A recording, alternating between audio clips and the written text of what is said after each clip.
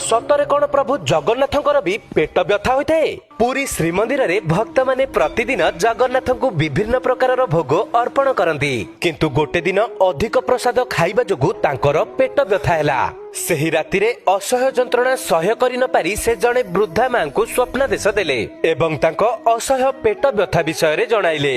वृद्धा मां जनक एसबु शुणी परदिन सखाळु किछि लिंब पत्रर रस को नहीं श्रीमंदिर पहुंचीथिले, किंतु दुर्भाग्य मंदिर बाहर थिबा किछि ब्राह्मण वृद्धा मां को अटकाइथिले एवं तांको हातरे धरिथिबा सेही लिंब रस को अपवित्र कही फोपाड़ी देइथिले। बिचरा मां जनक कांदी कांदी निज घर को फेरिथिले, किंतु ठीक सेही राति रे प्रभु जगन्नाथ पुरी राजांक स्वप्न रे आसिले। क्रोध रे से तांको भक्तंक प्रति होइथिबा अन्याय एवं तांको असह्य पेट व्यथार विषय जणाइले।